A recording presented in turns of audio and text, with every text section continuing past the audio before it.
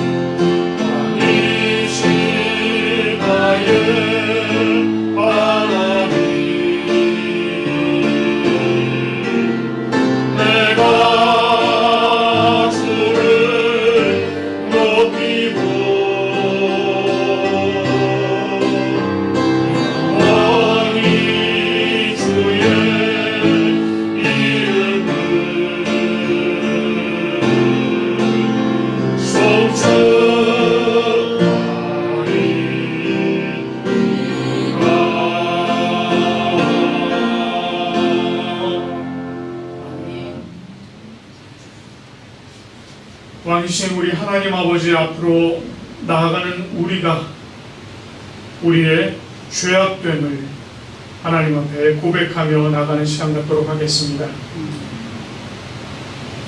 하나님 아버지, 오늘도 하나님께서 우리를 불러주셔서 우리가 주님 앞에 나왔습니다.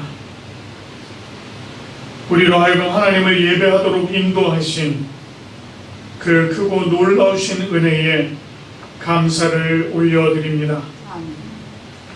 오늘도 하나님의 은혜를 따라서 주님 앞에 나왔으나 우리 자신을 돌아볼 때에 우리 자신이 하나님 앞에 죄인임을 고백하지 않을 수 없습니다. 하나님께서 우리를 이 세상에 보내시고 우리로 하여금 하나님의 복음을 위해 살도록 하셨으나 우리는 하나님의 복음보다는 나의 말을 우선하며 살았습니다. 나 자신을 사람들 앞에 더 내세우기를 원했고 나 자신의 의의를 드러내려 하였으며 나 자신의 능력으로 살아가려 하였습니다. 이렇게 우리는 자기 중심적으로 살았습니다. 또한 주님께서 너희는 세상의 빛이라 하셨고 세상의 소금이라 하셨지만 우리는 빛을 내지도 못했고 소금의 역할을 감당하지도 못하며 짠맛을 잃은 소금과 같이 살았습니다. 주님께서는 하나님을 사랑하고 이웃을 사랑하라 하셨지만 우리는 언제나 나만 돌아보며 하나님보다 나를, 이웃보다 나를 먼저 생각하며 살았습니다. 오른뺨을 때리면 왼뺨도 돌려대라 하셨지만 눈에는 눈, 이에는 이를 외치며 그렇게 살았습니다. 원수를 사랑하며 용서를 하되 7번씩 70번이라도 하라셨지만 원수를 마음에 품고 용서는 조금도 생각하지 않으며 살았습니다. 하나님 아버지, 우리는 이와 같이 흉악무도한 그러한 죄인입니다. 이 시간 우리의 죄악된 모습을 하나님 앞에 내어놓으며 하나님의 자비와 용서를 간구합니다. 하나님, 우리를 불쌍히 여겨주시고 용서하여 주시옵소서. 오직 통회하는 심령으로 주님 앞에 나왔사오니 하나님, 우리를 돌아보시고 우리의 죄악을 말갛게 씻어 주시옵소서. 예수 그리스도의 보혈로 우리를 정결케 하사 우리로 하여금 또다시 죄악에 빠지지 않도록 우리를 붙잡아 주시옵소서. 우리를 새롭게 하실 뿐만 아니라 우리를 또다시 하나님의 능력으로 온전히 세우셔서 다시는 죄 가운데로 돌아가지 아니하며 죄에서 멀어지도록 인도하여 주시옵소서. 우리를 새롭게 하실 주님의 손길을 간절히 바랍니다. 우리를 붙잡아 주시고 인도하여 주시옵소서. 이 시간 우리가 온전하신 주님의 능력을 의지하며 자비와 긍휼이 많으신 우리 주 예수 그리스도의 이름으로 고회하며 기도드립니다. 아멘. 우리의 기도뿐만 아니라 또 우리가 찬송으로 우리의 모습들을 다시 한번 돌아보며 주님 앞에 나가기 원합니다. 찬송가 280장 천부여 의지없어서 손들고 옵니다.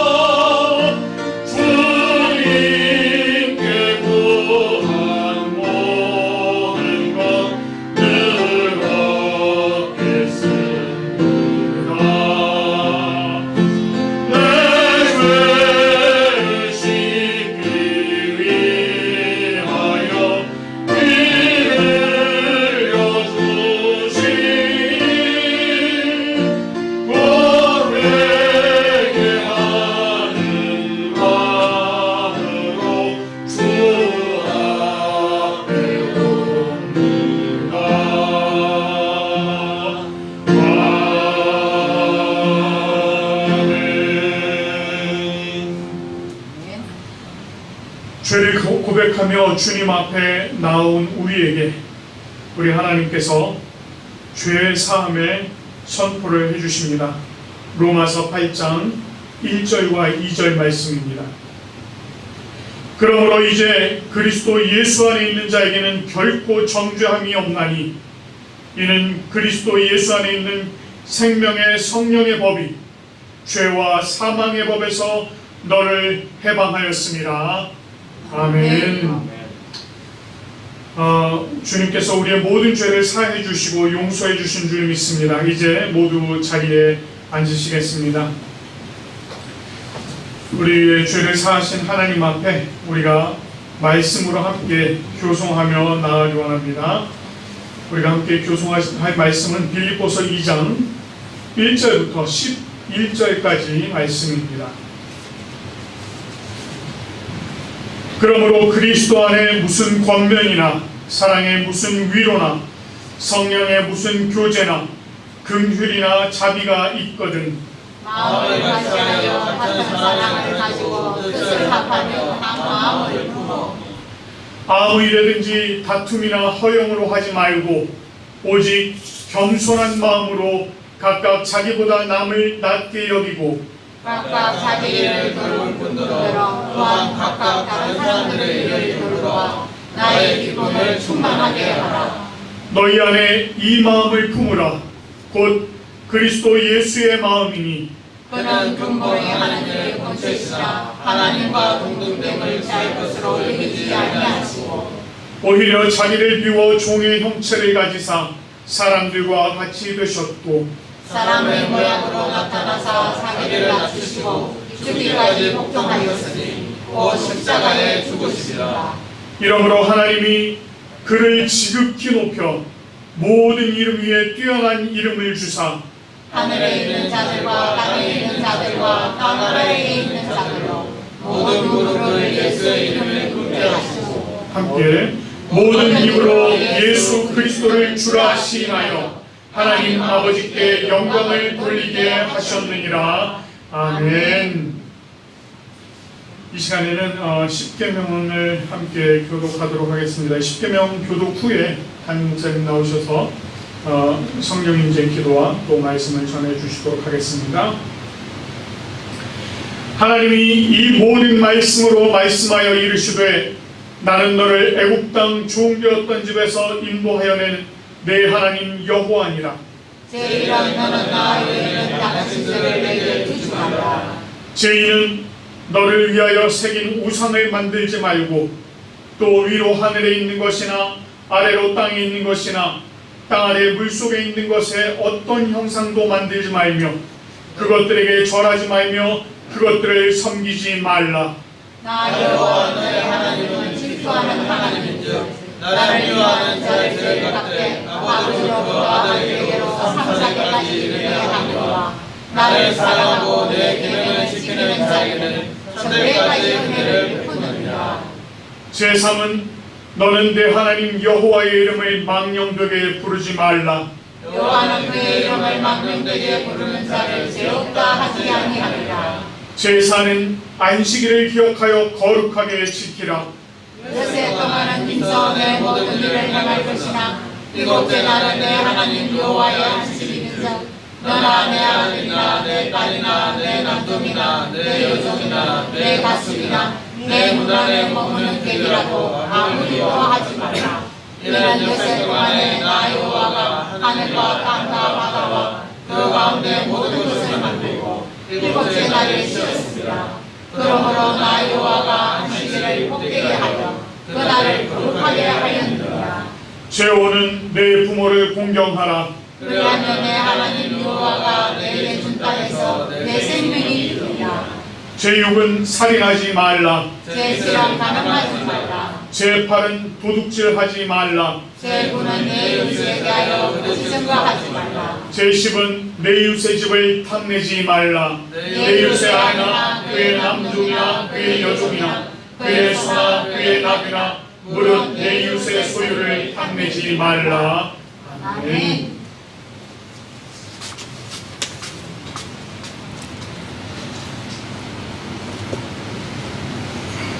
네, 기도하겠습니다. 은혜로우신 주님 감사합니다. 우리 하나님께서 추석 명절 한가위를 앞두고 이렇게 주님의 자리에 함께 모여서 당신의 이야기를 들을 수 있는 놀라운 은혜를 주셨사오니 이 시간 함께 마음의 문을 열고 주님의 말씀을 깨닫고 묵상하고 또한 주님께서 말씀하시고자 하시는 뜻을 발견하며 나아가게 도와주시옵소서. 성령 하나님께서 우리와 함께하여 주실 줄로 믿사옵고 예수님의 이름으로 간절히 기도드리옵나이다. 아멘. 오늘 주신 말씀은 구약성경입니다. 구약성경 사무엘상 8장 10절에서 22절까지 보도록 하겠습니다.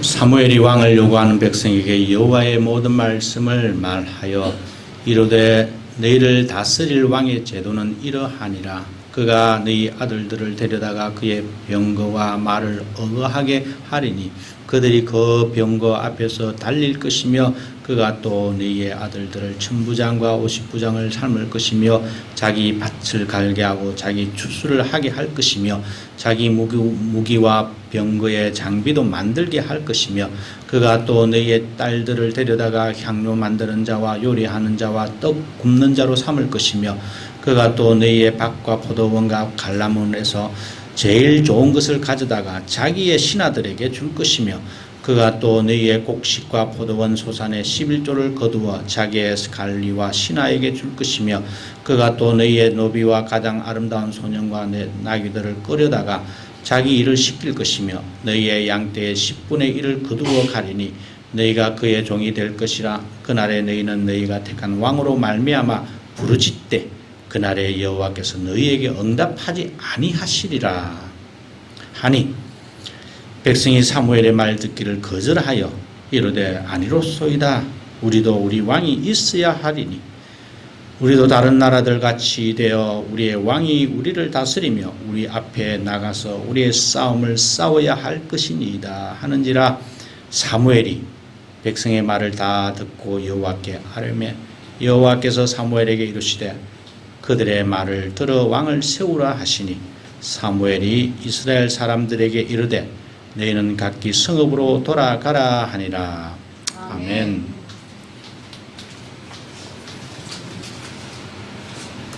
Samuel told the people who were asking him for a king everything that the Lord had said to him. This is how your king will treat you, Samuel explained. He will make soldiers of your sons. Some of them will serve in his war chariots, others in his cavalry, and others will run before his chariots.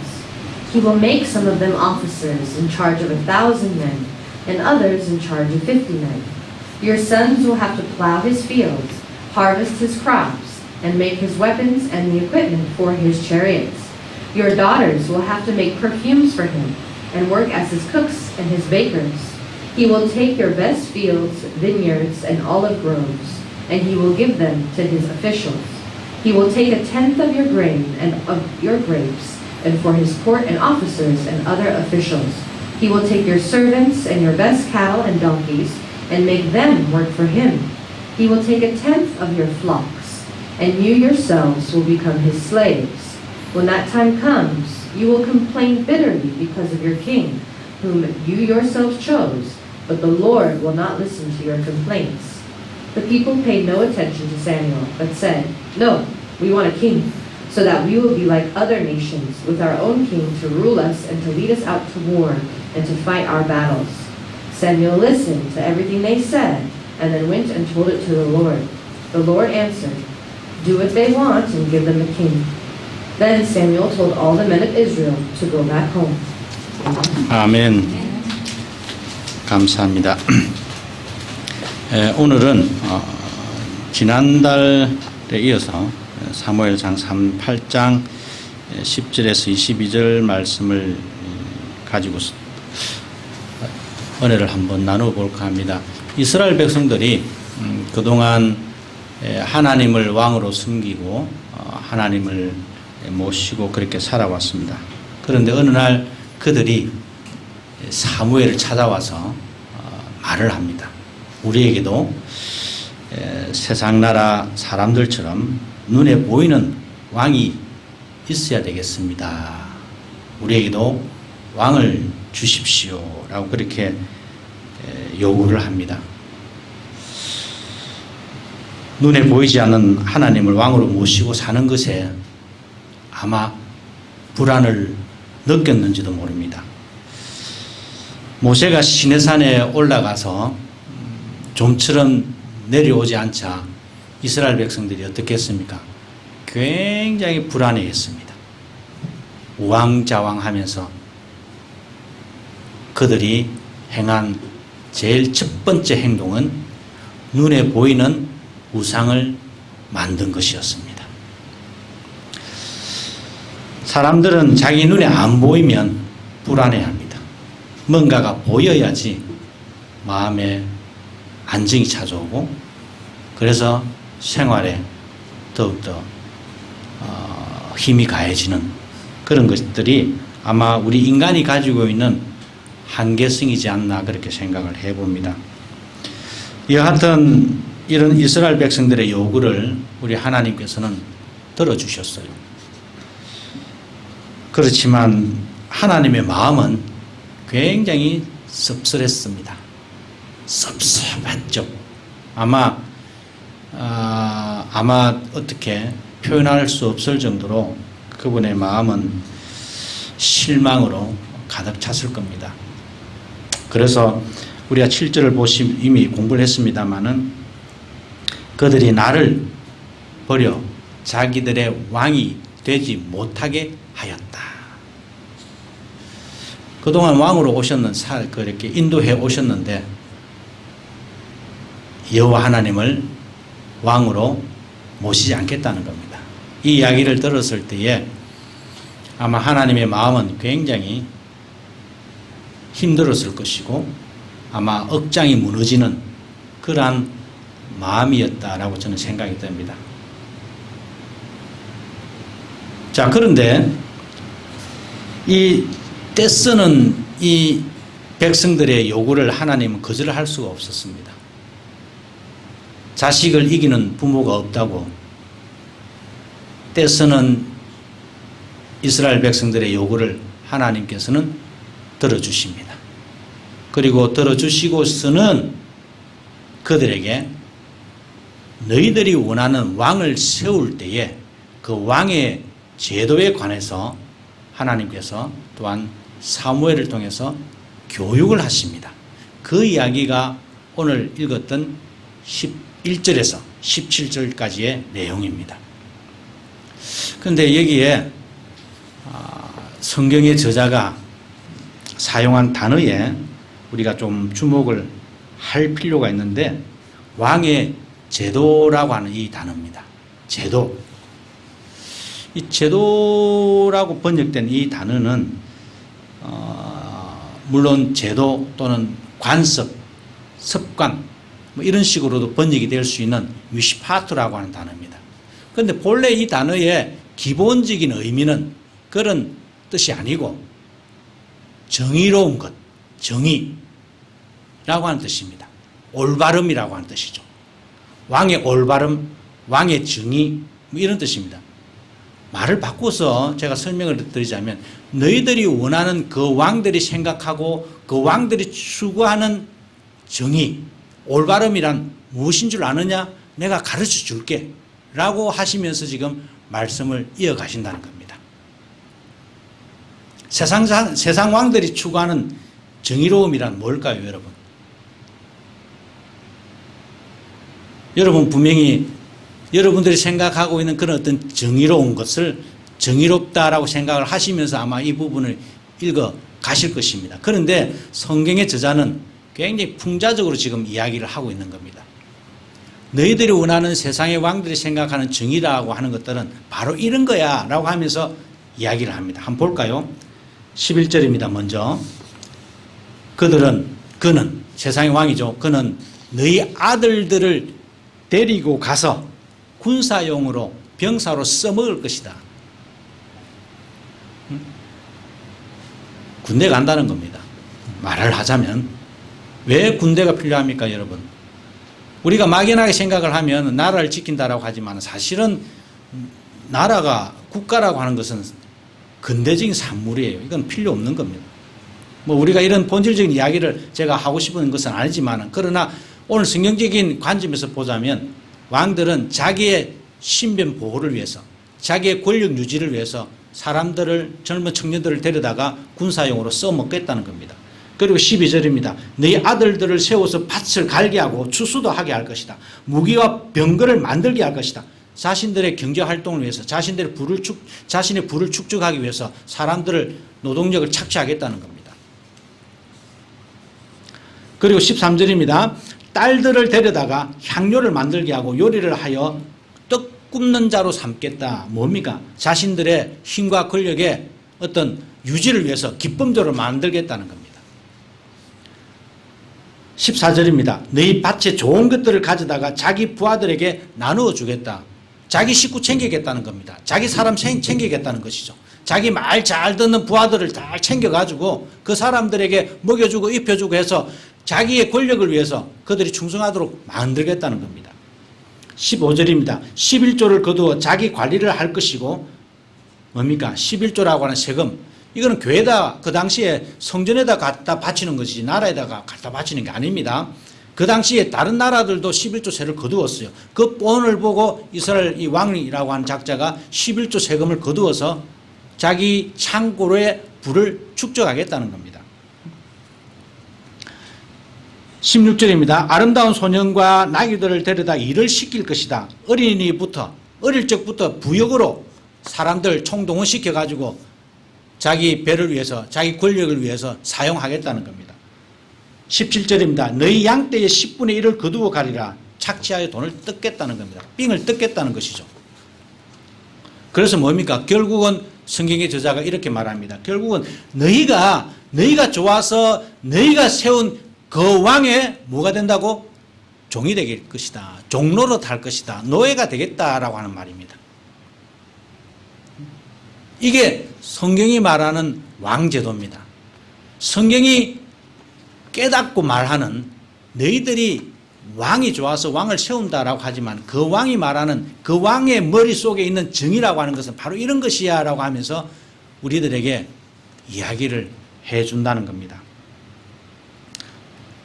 무섭지 않습니까? 오늘날 우리가 당하고 있는 어떤 경험과 너무 흡사하지 않습니까, 여러분?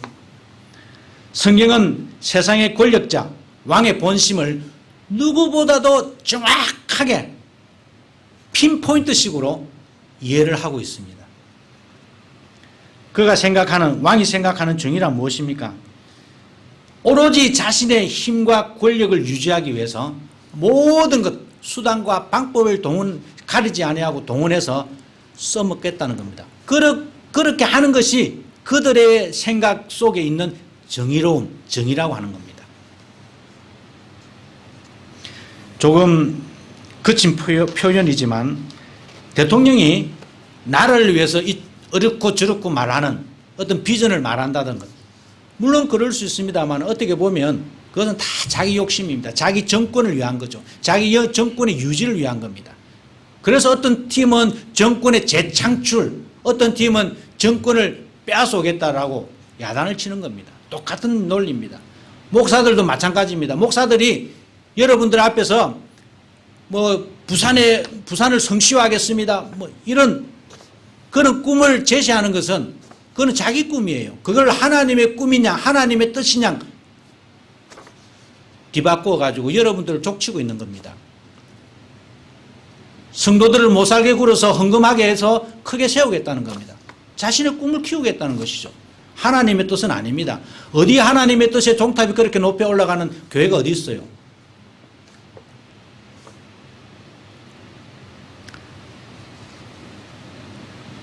사람들은, 아니 권력자들은 자신들의 어떤 꿈이라든지 자신들의 어떤 비전들을 마치 신적인 계시인 양 그렇게 뒤바꿔서 사람들을 현혹시킵니다. 역사상 너무 많아서 제가 예를 들 수가 없습니다. 권력을 가진 자들은 그것이 아무리 올바른 것이 아닐지라도 올바르다라고 굉장히 쉽게 포장을 할 수 있는 그런 작자들이 바로 권력가들입니다.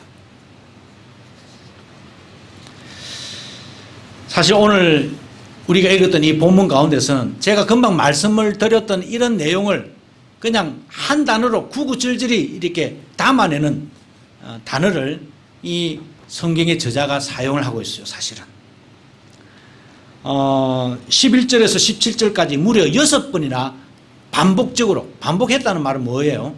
강조했다는 겁니다. 강조하면서 계속해서 그냥 귀가 따갑도록 지금 이 저자가 했던 말이 있는데, 여러분 한글 성경에는 안 나옵니다.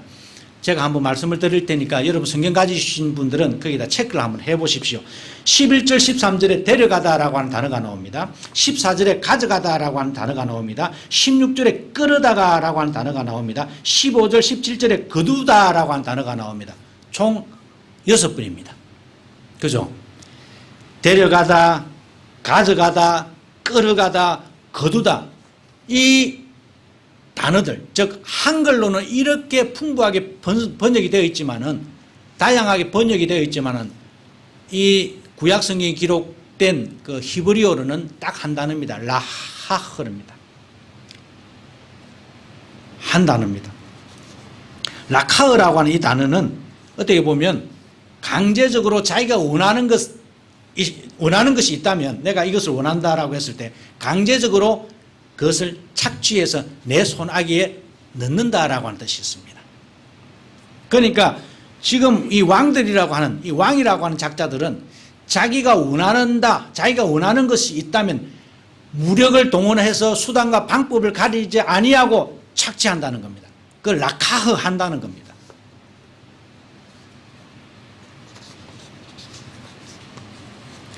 세상 왕들, 세상의 지도자들, 세상의 권력자들은 라카흐, 취하는 것을 업으로 삼는 사람들입니다. 취하는 것을 전문적으로 행하는 작자들입니다. 이게 권력가들이고, 이게 왕들이고, 이게 뭐 험필찍 말하는 지도자들이라고 하는 그들의 생얼입니다. 여러분, 로마의 법이, 로마의 권력이 예수님은 죄가 없다라고 그렇게 판단을 하고 판결을 했습니다. 그런데 사람들이 어떻게 했습니까? 아닙니다. 저 사람은 죽여야 됩니다. 모든 민중들이 그렇게 요구를 했습니다. 그러니까 그냥 뒤바꿔 버립니다. 여러분, 권력을 유지하기 위해서는 법도 필요가 없는 거예요. 권력을 유지하기 위해서는 제일 좋은 게 뭡니까? 권력을 유지하기 위해서는 사람들의 가려운 것을 걸고주는 겁니다. 참 좋게 들리지만 어떻게 보면 굉장히 위험한 발상이죠. 우리가 민주주의라고 하는 것이 최상의 정치 형태라고 우리가 오늘 알고 있습니다. 맞습니다. 틀림이 없죠. 그럼에도 불구하고 우리가 그것을 뒤바꿔서 생각하면 가장 나쁜 형태, 인간을 가장 몹쓰게 그냥 악랄하게 만드는 제도가 민주주의입니다. 여러분, 왕따 아시죠? 왕따는 민주주의의 가장 최악랄의 형태가 왕따입니다.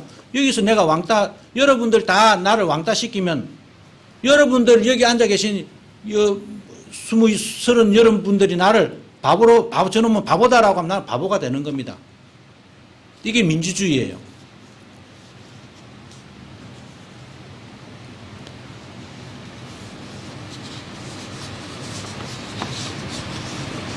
민중의 심리를 이용을 하는 거죠.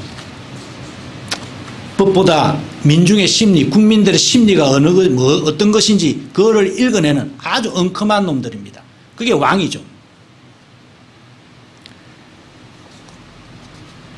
그래서 18절에 마지막으로 우리 주님께서 경고장을 날립니다. 그날에는 너희가 택한 왕으로 말미암아 아무리 부르짖어도 내가 그날에는 너희들에게 응답하지 아니할 것이다.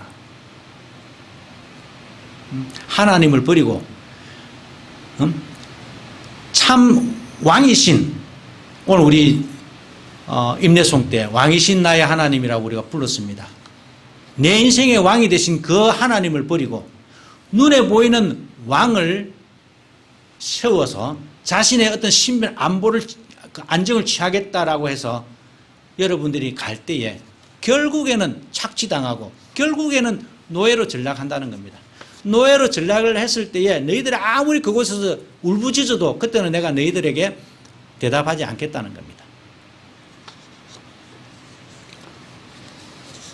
그런데 여러분 참 아이러니하게도 19절에 보시면 그럼에도 불구하고 우리는 왕이 좋사오니 눈에 보이는 왕을 주시옵소서라고 이스라엘 백성들이 그렇게 외쳐댑니다. 왕이 있어야 되겠습니다. 이런 억측 속에 우리의 모습들을 분명히 발견할 수 있을 것이다 라고 저는 생각이 듭니다. 내 모습이 아마 이런 것과 같아요. 그런데 사실 성경에 쭉 찾아보면 이 왕에 관한 이야기가 한 곳 더 나옵니다. 이스라엘 백성들이 말입니다. 이제 40년 광야 생활을 마치고 가나안으로 들어가기에 앞서서 모압 광야라고 하는 그 광야에서 모세의 설교를 듣습니다. 그럴 때에 주님께서 이런 이야기를 하셔요. 이 백성들이 가나안 땅에 들어가서 옆 나라 사람들, 다른 나라 사람들을 보고 왕을 세워달라고 그렇게 아우성을 치면 너희는 이렇게 할지어다 라고 하면서 말씀하신 내용이 나옵니다. 신명기 17장에 나와요. 17장 14절부터 제가 한번 읽어드릴게요. 너희가 내 하나님 여호와께서 내게 주시는 땅에 이르러 그 땅을 차지하고 거주할 때에 만일 우리 또 우리 주위의 모든 민족들과 같이 우리 위에 왕을 세워야 하겠다라고 생각하거든 반드시 내 하나님 여호와께서 택하신 자를 내 위에 왕으로 세울 것이라. 그리고 이어서 말합니다. 그리고 병마 군사죠. 병마를 많이 두는 왕을 세우지 마라. 병마를 얻기 위해서 애굽으로도 내려가지 말라. 내려가는 그런 왕을 절대로 세우면 안 된다. 그리고는 아내를 많이 두어서 마음이 미혹되는 그런 왕을 절대로 세워서는 안 된다. 자기를 위해서 말입니다. 자기 배를 위해서, 자기를 위해서 은금을 많이 쌓는 그런 못된 왕은 절대로 세워서는 안 된다라고 분명히 모압 광야에서 하나님께서 그렇게 이미 말씀을 하셨습니다. 이 신명기 17장 이야기나 사무엘상 오늘 읽었던 8장 이야기나 내용적으로는 거의 동일하고 거의 같다라고 말을 해도 과언이 아닙니다. 그런데 제가 여러분 주목하고 싶은 이야기는 이 신명기 17장의 14절 이하에 나오는 말씀 가운데에 애굽으로 내려가려고 하지 마라. 애굽으로 내려가려고 하는 그런 왕을 세우지 말라라고 하는 이 대목입니다. 애굽으로 내려간다. 여러분 이게 무슨 뜻일까요? 애굽의 삶을 애굽 나라 방식, 애굽 나라 사람들의 그 가치관, 그들의 어떤 인생관, 그들의 어떤 사회적인 어떤 그 생각, 리듬들을 절대로 흉내내지 마라. 그들의 삶의 방식을 따르지 마라. 뭐 이런 이야기죠. 왜냐하면 여러분 이스라엘 백성들이 해방되어서 나온 나라가 어디입니까? 애굽이잖아요. 애굽에서 하나님의 은혜로 구원받아서 나왔음에도 불구하고 그런 몹쓸 나라에서 나왔음에도 불구하고 이 백성들이 오히려 또다시 애굽의 방식으로 삶을 살아가려고 한다라고 한다면 그것은 절대로 일어나서는 안 된다라고 지금 분명히 하나님께서 경고를 하고 있는 겁니다. 여러분 애굽 방식은 무엇입니까? 그 당시에 애굽은 제국주의였습니다. 제국이라고 하는 단어가 가지고 있는 그 뉘앙스 여러분 아시죠? 성공주의입니다. 아주 지독한 자본주의 원리에 의해서 약육 강식이 원리적으로 적용되는 것이 바로 제국 원리입니다. 오늘 우리가 읽었던 사무엘상 8장에 나오지 않습니까? 너희 아들 딸들을 다 데려다가 노동으로 내가 착취하겠다. 뭡니까? 노예제도를 노예제도를 만들겠다는 겁니다. 적어도 이스라엘 백성들은 노예제도가 있어서는 안 됩니다. 하나님 앞에서 모든 백성들이 다 평등하기 때문에 내가 저 사람을 지배하는 그런 지배와 피지배 계급의 어떤 그런 구조가 있을 수가 없는 곳이 하나님 나라 백성, 이스라엘 백성들이 가져야만 하는 그런 사회적인 구조예요. 그런데 그런 구조에다가 애굽 방식의 구조, 애굽 사회의 구조를 집어넣겠다는 겁니다. 가진 사람은 영원히 가지고 못 가진 사람은 영원히 못 가지는 그러한 어떤 구조를 우리 삶 속에, 우리 기독교 속에, 우리 교회 속에다가 집어넣겠다는 겁니다. 그게 말이나 되는 소리입니까? 그러니까 하나님께서 절대로 그렇게 하지 말라고 하십니다. 그럼에도 불구하고 이스라엘 사람들이 왕을 구하니까 그 왕이 바로 그렇게 하는 놈이야. 그래서 절대로 그렇게 하면 안 돼라고 지금 하나님께서 야단을 치시고 계시는 거죠.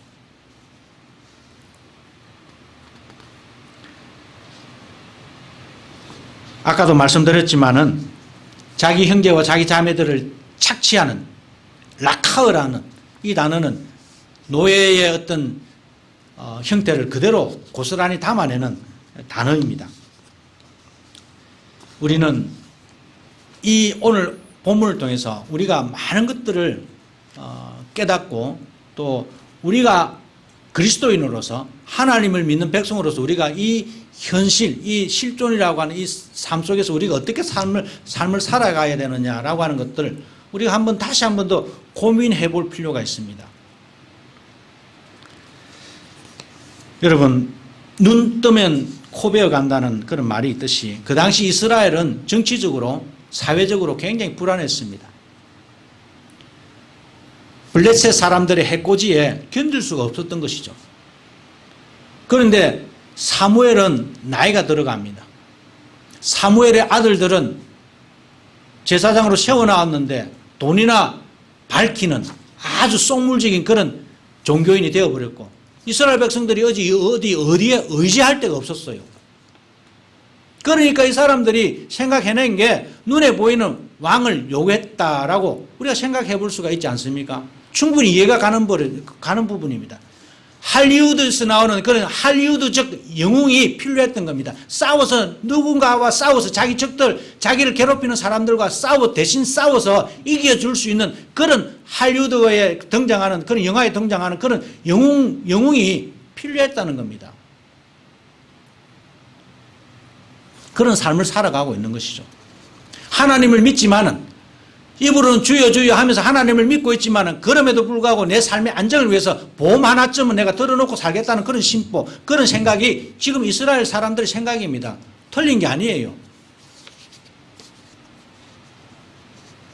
하나님께서 분명히 우리의 편이시고 하나님께서 분명히 나를 인도해 주실 것이다 라고 하는 것을 믿고 있습니다. 믿고 있음에도 불구하고 그럼에도 불구하고 우리는 조금 내가 내 삶의 안정을 위해서 뭔가 안전장치를 내가 해놓고 싶어 하는 것이 인간의 섭리예요. 인간의 어떤 특성이에요.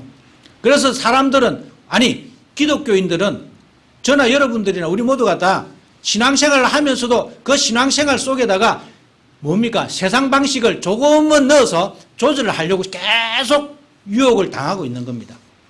이 정도는 괜찮지. 하나님의 말씀이지만 이 정도는 내 삶을 위해서 조금 타협할 수 있지 않나? 이러한 유혹 가운데서 우리는 삶을 살아갈 수밖에 없는 그런 실존적인 아주 연약한 인간들이죠.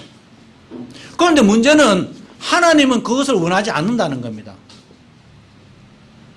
그런 조그마한 그 타협도 하나님은 원하지 않는다는 겁니다. 하나님은 나는 너의 전적인 왕이 되고 싶어. 나는 너 인생에 정말 너 인생을 모든 송두리째 내가 너 인생을 가늠하고 또한 지배하고 인도하는 그런 왕이 되고 싶다라고 주님께서 말씀하시는데 이게 상충하는 것이죠.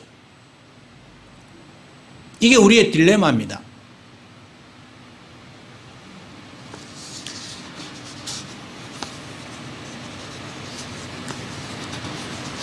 우리는 불안하지만은 그러나 하나님께서 은혜로 우리들에게 때때로 기적으로 다가오실 것이라고 하는 소망을 가지고 살아야 됩니다. 분명히 주님은 그런 식으로 우리를 인도해 오셨거든요. 불안하기 때문에 손을 내밀기 시작하면 끝도 밑도 없습니다. 조금은 갈 수 있죠. 그런데 여러분 너무 멀리 가지 마십시오. 너무 멀리 가면 하나님의 손끝이 닿지 않는 곳에까지 가신다면 오늘 성경에 말하지 않습니까? 그때는 너희들이 부르짖어도 내가 너에게 답하지 아니하겠노라.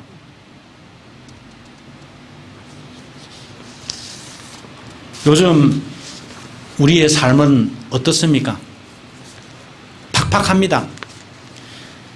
코로나 때문에 온 정신이 그냥 생활이 엉망진창이 되고 우리의 삶이 너무 암울합니다.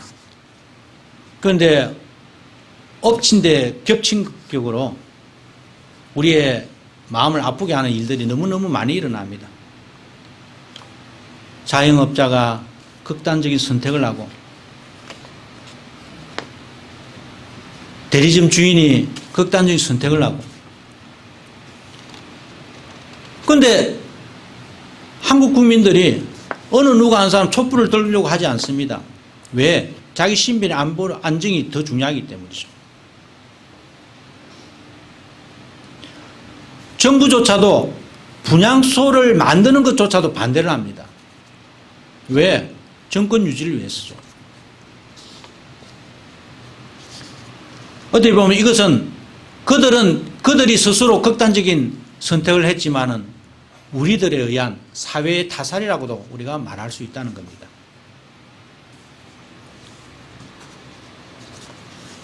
애국으로 내려가는 방식 너무 매력적입니다. 너무 매력적이고 우리의 마음을 혹하게 만드는 것들입니다.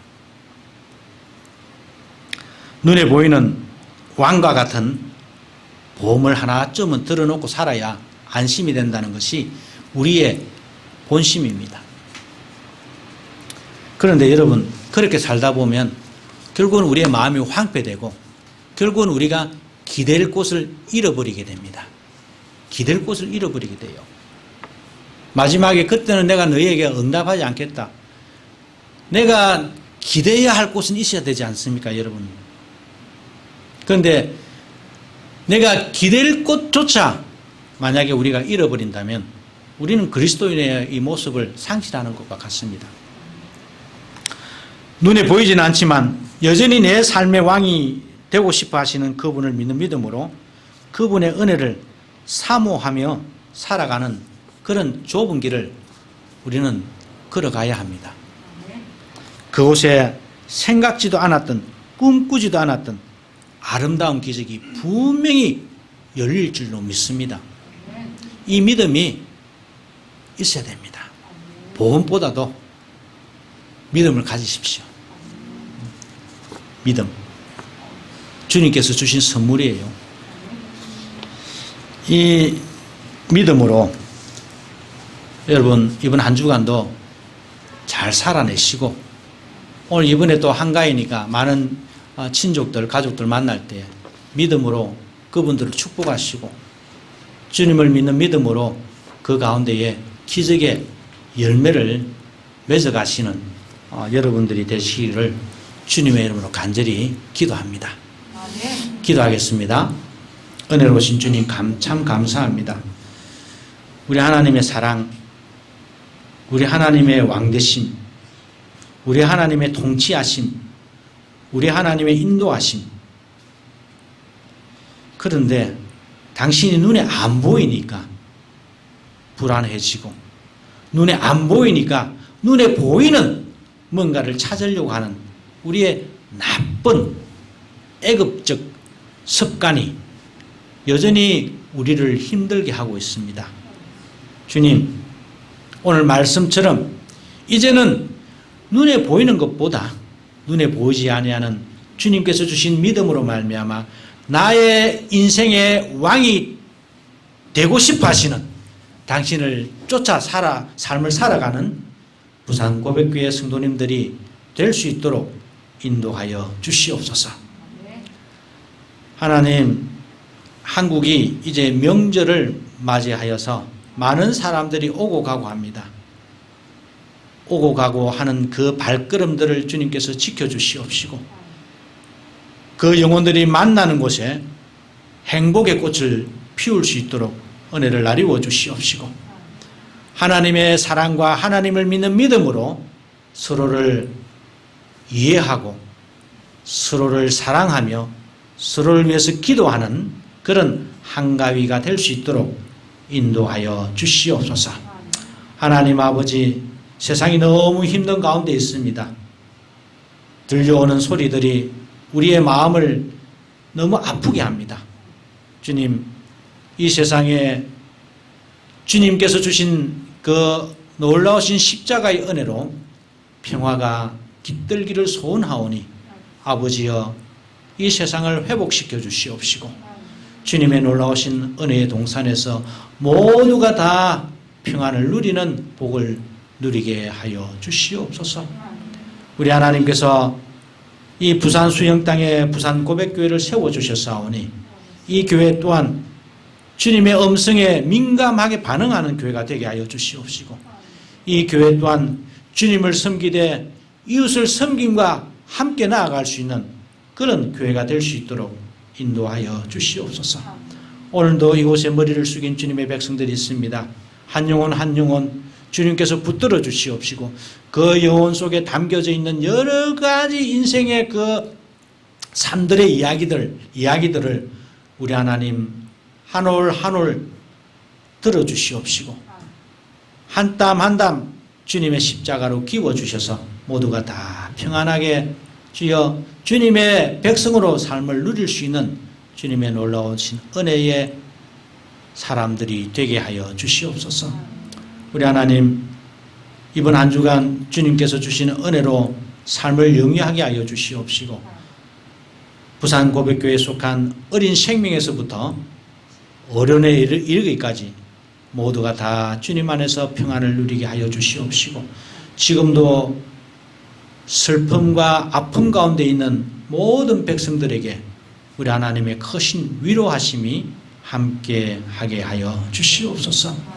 하나님 아버지시여 주님 앞에 또한 간절히 간구하옵는 것은 이제 추석을 맞이하지만은 고향으로 돌아갈 수 없는 사람들 여러 가지 힘든 어려운 사정들 때문에 힘들어하는 백성들 우리 하나님 찾아가셔서 주님께서 손을 내밀어 주시옵시고 위로하여 주시옵기를 간절히 소망합니다.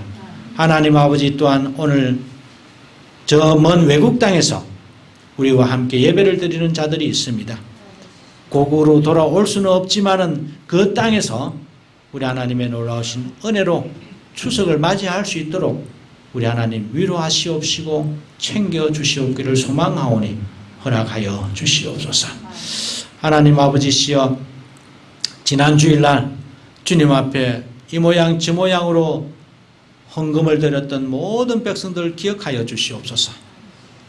예배 헌금으로 감사 헌금으로 11조 헌금으로 또한 작정 헌금으로 건축 헌금으로 어린이 헌금으로 아버지 모든 백성들이 자기가 가지고 있는 그 물질 가운데 일부를 떼어서 주님 앞에 드렸사오니 그 드린 손길들을 축복하여 주시옵시고 그 삶 속에 하나님께서 함께 동행하는 놀라운 은혜를 누리게 하여 주시옵소서. 하나님 부산 고백교회와 호도서 신학원의 앞으로의 모든 계획들과 가고자 하는 모든 길들을 주님께서 축복하여 주시옵시고 하나님의 영광을 드러내는 그런 놀라운 기관들이 되게 하여 주시옵소서. 우리 하나님께서 이 부산 고백교회에 속한 모든 성도들의 가정에 복을 주실 줄로 믿사옵고 예수님의 이름으로 간절히 축복하고 중보 기도 드리옵나이다. 아멘.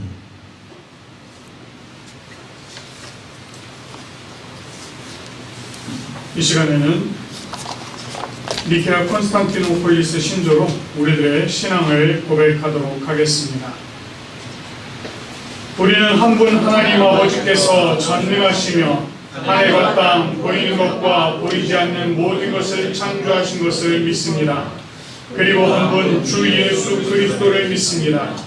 그분은 하나님의 유일한 아들이시며 모든 세대 이전에 아버지로부터 나시고 빛으로부터의 빛 참 하나님으로부터의 참 하나님 만들어지지 않으시고 나신 분이시며 아버지와 동질이시며 모든 것은 그분으로부터 나왔으며 우리 사람을 위해서 우리의 구원을 위해서 하늘로부터 오시고 성령과 동정녀 마리아로부터 육체를 취하시사 사람이 되시고 우리를 위해서 본디오 빌라도 치하에서 십자가에 달리시고 고난받고 무덤에 묻히셨으며 성서대로 셋째 날에 부활하시고 하늘에 오르사 아버지 우편에 앉으셨습니다.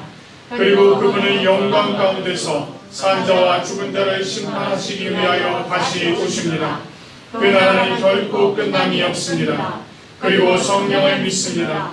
그분은 주가 되시며 생명을 주시고 아버지로부터 나오시며 성부와 성자와 함께 예배를 받으시고 함께 영광을 받으시며 선자를 통하여 말씀하십니다. 우리는 하나의 거룩한 보편적이며 사도적인 교회를 믿습니다. 우리는 죄 용서를 위한 유일한 세례를 고백합니다. 우리는 죽은 자의 부활과 오는 세대의 생명을 대망합니다. 아멘. 이제 찬송가 588장 공중나는 새를 보라, 우리 함께 찬송하시면서 감사의 자리로 나아가도록 하겠습니다.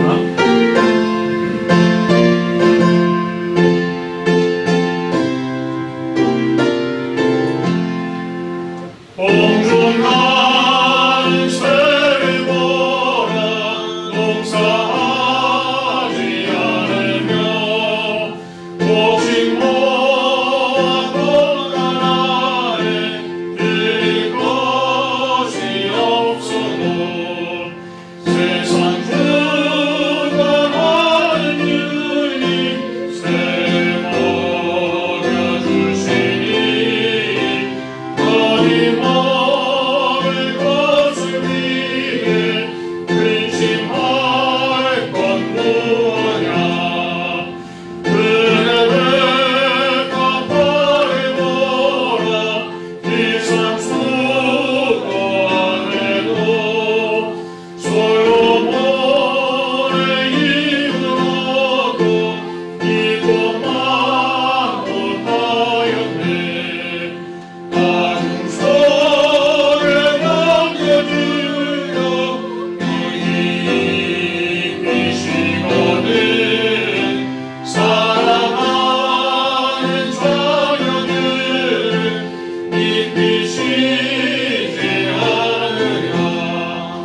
너희들은 세상에서 무엇 먹고 마시며 무슨 옷을 입을까 염려하지 말아라. 이는 이방 사람들이 강구할 것이요 너희 산의 아버지는 너희 쓸 것이다. 너는 먼저 주의 나라 그의 의를 구하면 하나님이 이룬 것을 너희에게 주시니 내일 위하여서 아무 염려할지니 내일 염려하지 말라. 오늘 고생 좋아라.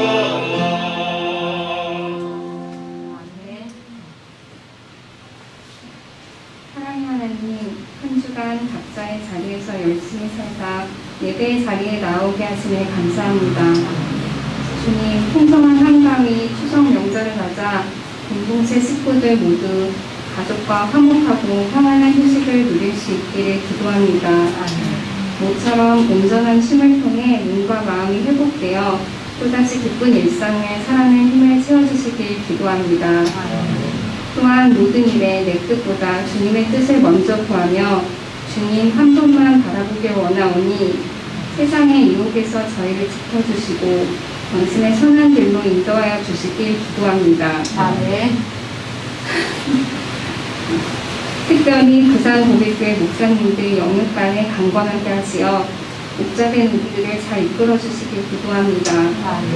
여기 주님 앞에 정성 들여 준비한 예물을 드리니 중심을 살피시는 주님께 아낌없이 드리는 성도들을 기억해 주시고 주의 은혜로 더욱 충만하게 하여 날마다 주님과 동행하는 삶 살게 해주시길 기도합니다. 모든 감사와 영광 주님께 올려드리며 살아계신 예수님의 이름으로 기도드립니다. 아멘. 찬송가 635장 하늘에 계신 우리 아버지 부르신 후에 박민 목사님 나오셔서 축도해 주시겠습니다.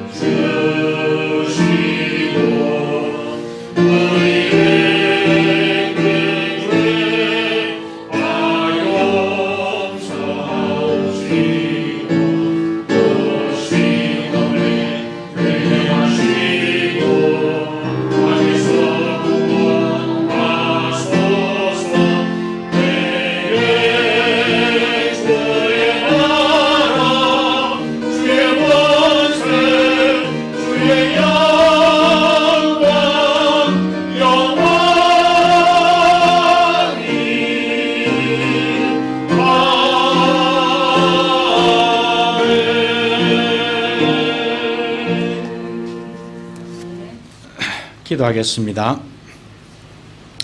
여호와는 내게 복을 주시고 너를 지키시기를 원하며 여호와는 그 얼굴을 내게 비추사 은혜 베푸시기를 원하며 여호와는 그 얼굴을 내게로 향하여 드사 평강 주시기를 원하노라.